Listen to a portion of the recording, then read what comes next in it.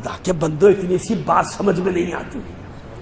اگر فقہا کی ضرورت نہ ہوتی تو ائمہ طاہرین اتنے شاگردوں کو تیار کیوں کرتے؟ اور بتاؤں گا بھی کہاں کہاں بھیجے جہاں تک نام آ سکیں گے، یعنی جو وقت مجھے جتنی اجازت دے گا کہ کس کس عالم کو تیار کر کے بھیجا اور کس کو حکم دیا. ابان ابن تغلب، اشارہ کرتا چلا جاؤں، اتنا بڑا صحابی کے مدینے میں ہے امام خود. اور ابان ابن تغلب، یہ کتاب میں اپنے ساتھ رکھتا ہوں بھائی، میں نے عرض کر دیا میری باتیں ریکارڈ ہو رہی ہیں، ادھر ادھر سے نہیں پڑھتا. ابان ابن تغلب سے کیا فرماتے ہیں؟ ابان ابن تغلب سے فرماتے ہیں اجلس فی مسجد المدینہ وافت الناس. اے ابان بیٹھ جاؤ، جاؤ مسجد مدینہ میں بیٹھو اور لوگوں کے لیے فتوے دو. عجیب ہے، ڈائریکٹ امام سے نہیں پوچھ سکتے لوگ. آج تو پوچھ لیتے، میں تو گناہ گار ہوں بھائی، مجھے تو نہیں پوچھنا آتا. وہ کیسے پوچھ لیتے ہیں ڈائریکٹ امام سے؟ مجھے نہیں پتا چلا آج تک. ہم تو امام کی تقلید کرتے ہیں.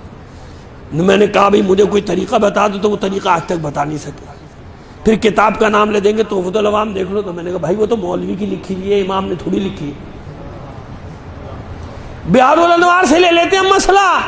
بہار الانوار بھی علامہ مجلسی نے لکھی ہے، کیا پتہ غلط لکھی ہو بھائی بقول آپ کے، کیونکہ علماء تو صحیح ہوتے نہیں، فقہاء تو صحیح ہوتے نہیں. وسائل الشیعہ سے لے لو مسائل، وہ علامہ حر عاملی کی. اصول کافی یعقوب کلینی کی ہے.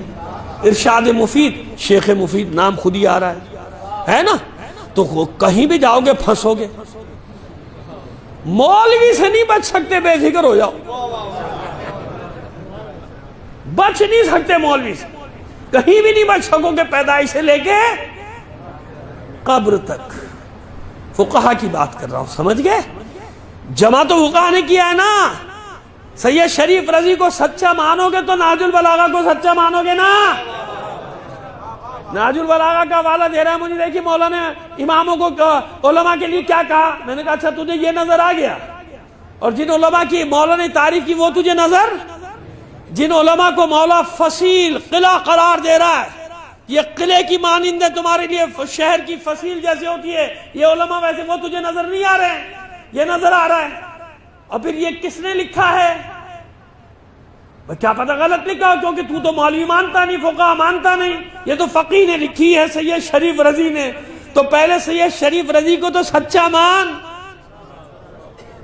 جب سچا مانے گا تو جبھی تو مانے گا نا کہ وہ صحیح لکھا ہے جو کچھ لکھا ہے. تو خدا کے بندو ایسا ظلم نہ کرو. ان علماء نے صدیوں میں اپنی جانیں دے کے اپنی گردنیں کٹوا کے ان میں سے کتنوں کی تو لاشیں جلائی گئی، کتنوں کو زندہ جلایا گیا، کتنوں کو پتھر سے باندھ کے سمندر میں غرق صرف اس لیے کیا گیا کہ ان کی قبر کا نشان بھی نہ رہے. نہ شہید اول کی قبریں کہیں، نہ شہید ثانی کی قبریں. سمجھ میں آ رہا ہے بات؟ لیکن ان کا ذکر زندہ ہے نا.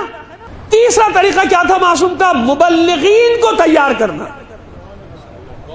عمومی مجلس، خصوصی مجلس اور مبلغین کی تیاری. دلیلوں کے ساتھ بات کریں گے، ہوا میں نہیں بات کریں گے آپ کے سامنے. بھئی یہاں ختم کریں آج بات کو. یعنی امام کیا ذمہ داری ایک انجام دیتے تھے؟ مبلغین کو تیار کر کے حکم دیتے تھے کہ جاؤ تم خوزستان جاؤ، تم رے جاؤ، تم سیستان جاؤ، تم فلاں جگہ جاؤ، تم فلاں شہر جاؤ، تم یمن جاؤ، تم بصرے جاؤ.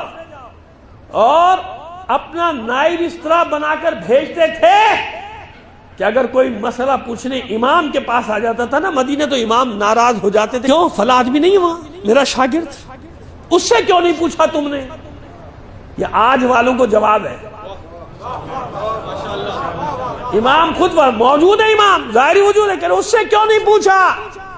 یعنی امام کو اپنے شاگرد کی توہین بھی گوارا نہیں.